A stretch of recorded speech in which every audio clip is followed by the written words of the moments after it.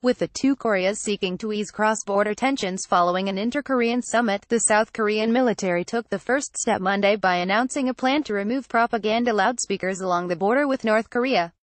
Starting Tuesday, the propaganda loudspeakers are to be pulled back from the heavily fortified demilitarized zone, where the two Koreas had blasted propaganda messages across the border via dozens of massive loudspeakers until they were suspended days before Friday's summit.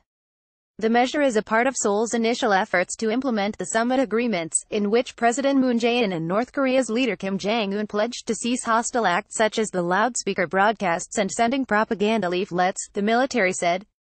As an initial step to build trust on military issues, it is one of the easiest things to do, said the Defense Ministry's spokesperson Choi Yun-soo, adding that North Korea had not been consulted on the measure in advance. The Defense Ministry announced it would remove propaganda loudspeakers starting from Tuesday. The photo above shows the South Korean military doing away with components of propaganda loudspeakers installed along the border with North Korea in 2004. Regarding the propaganda leaflets, Seoul's Unification Ministry is reportedly considering a plan to ban human rights activists from sending the papers, which the activists and conservatives claim is freedom of expression. The announcement appears to have taken many observers by surprise, as the withdrawal of the loudspeakers was expected to be discussed during upcoming high-level military talks between the two Koreas. The spokesperson noted that the decision to withdraw the loudspeakers should be interpreted as a tacit agreement that is part of Moon and Kim's agreement to do away with every means that could cause cross-border hostilities. North Korea will soon pull back its own loudspeakers, whose operations were suspended last week following Seoul's decision to turn off its loudspeakers in return for Pyongyang's earlier pledge to halt nuclear and intercontinental ballistic missile tests, the military said.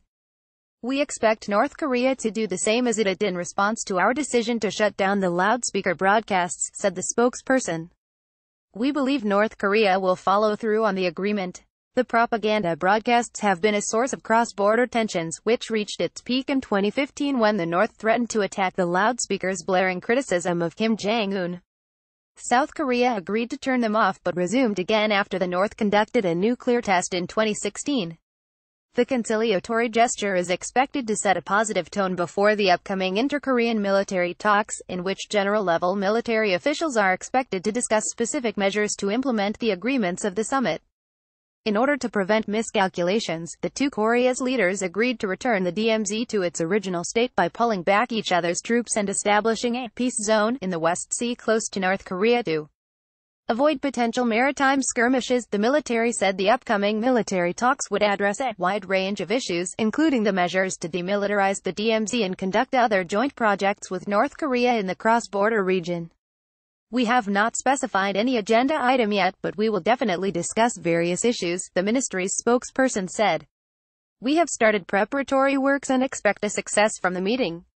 Returning the DMZ to its original state will require the two Koreas to abide by the armistice agreement of the Korean War, which prohibits the two sides from engaging in hostile acts until a peace settlement is achieved. The South Korean government is considering a plan to pull back its guard posts and heavy fire weapons positioned along the border, but the process would take time as it requires consultation with the United Nations Command, which oversees the two Koreas' activities inside the DMZ.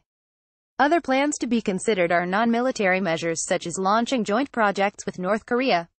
Among them are plans to conduct joint rescue efforts in the event of wildfires, floods and other natural disasters inside the DMZ. Jasonio at heraldcorp.com.